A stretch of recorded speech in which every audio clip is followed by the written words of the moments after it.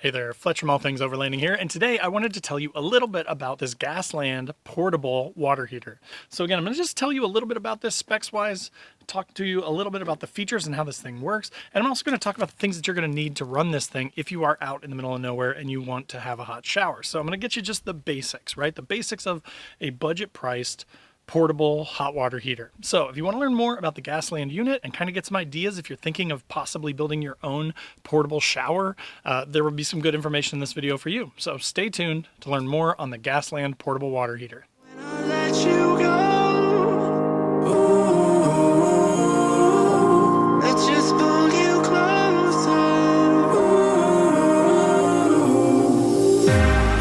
Understand where it came from, but you got it, my got it. It began in the land of the sandstorm. I fought it, though I wanted everything to do with what you gave to me. Loosening my grip. All right, so looking at the Gasland water heater, I'm gonna, call out some notes and things like that just to be aware of about this heater, and it's the same for most of these heaters too. So it should be applicable information regardless of whether you go with this one or not. But again, this one is a really nice little hot water heater, and it's only about 150, 160 bucks. So it's very reasonably priced. Now, one thing to be aware of is that with this and most of these water heaters, it does not include a pump. It does include some hardware here. These are to help you be able to attach a garden hose. So what they recommend is 10 to 110 PSI of pressure, which of course is a pretty big range, right? So you could do anything from just like water tap pressure from a hose up to some sort of a pump. Now, I will put a card up here in the right-hand corner to another video that I did kind of about a very inexpensive little Vevor pump that auto detects when sort of the water pressure shuts off. So as you're using the shower, if you shut off the shower, then it will detect that and it will automatically turn itself off. And that can be powered off 12-volt power, which is really nice. The nice thing about the water heater itself, though, is that it actually doesn't require any power.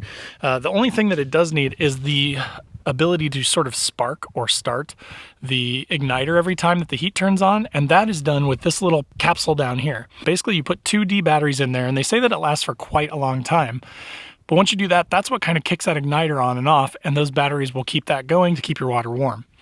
Now, also down here, you've got your propane input, and it comes with this hose already installed on the unit, which is nice.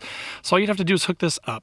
Now, they do recommend not using anything bigger than a 20-pound propane tank, which I think most of us wouldn't have anything bigger than that anyways, but just so you know, 20-pound propane tank is what they recommend. So you can just hook that up to a 5-pound, an 11-pound, a 20-pound, whatever you happen to be carrying on you. If you are going, on an overlanding trip or something like that and you're cooking with it, you could just attach this via that regulator to your propane tank. Like I've got a 5-pound back there. Then in the middle here is this thing that says water outlet.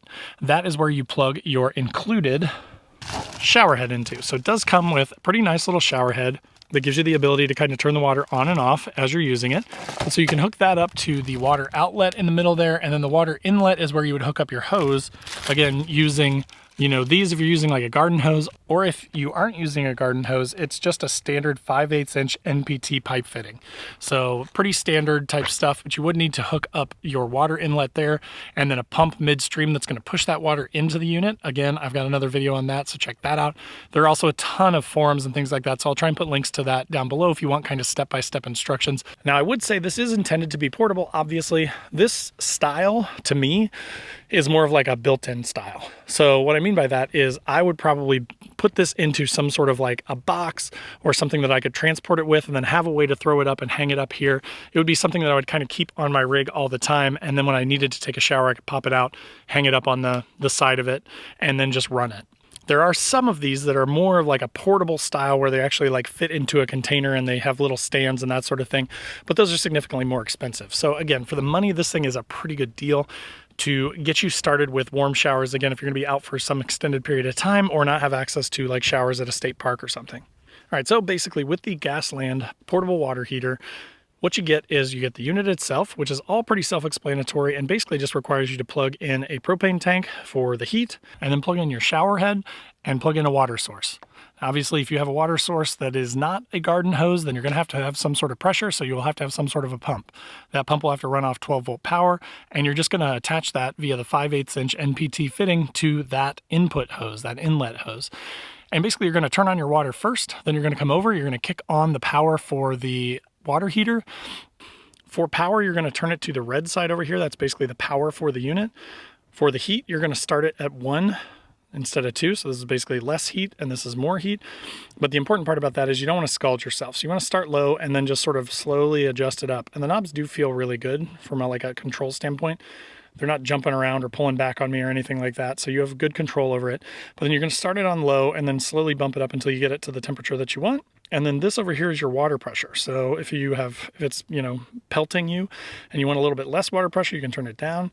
Otherwise, you can turn it up. When you first start it, though, they recommend that you start it in the full on position, and then you can adjust it down if it's too strong, the water pressure for you. Another thing that they talk about, and a tip, is that the top here will get hot. So you want to make sure nothing's going to fall on it or nothing is sitting on it. So don't put like a towel or anything like that on the top of it because it does get very hot. So anyways, I just wanted to share this Gasland water heater with you as an option if you're looking to build one of these. Again, I'm going to try and put as many helpful links in the description down below as possible for you, so check those out. I'll also put a link to this and also the pump that I made the other video about in case that's helpful. But of course, if you have any questions or anything, just post up in the comments down below and I'm happy to help you. All right, so that will do it for the Gasland portable water heater. Hopefully that was some good information for you and got you a little bit of clarity around kind of the things that you would need to run something like this and what you would need to do to kind of build it into your rig. So again, hopefully that was helpful. If it was, click that like button. If you have any questions or anything though, post up in the comments down below. Happy to answer whatever questions you've got. Also in the description below will be links to this hot water heater. So if you want to pick one up, real easy to find it down there in the description. Also, there are links to all my social pages. So wherever you want to come hang out, I'd love for you to join the conversation. Facebook, Instagram, TikTok, wherever you want to be, I am there and I'm happy to talk with you. Also in the description is a link to my website where I've got funny overlanding and camping themed patches and stickers, Velcro backed PVC patches and really high quality stickers. So tons of cool stuff over there. Again, if you are an overlander, if you are a dispersed camper, a regular camper, if you're into camping the outdoors at all, you'll probably find something there that you really like. So check that out. And then last but not least, there are links to my Patreon page where we have a 24/7 Discord where we all kind of chat about our rigs and gear and that sort of thing. And then there's the Newbie Overlanders Facebook group. Totally free to join. Amazing group of people. If you're newer to overlanding or dispersed camping, you want to learn more, that'd be a great place to start. But again, thanks so much for watching. Hit that subscribe button if you're not already subscribed, and we'll see you next time.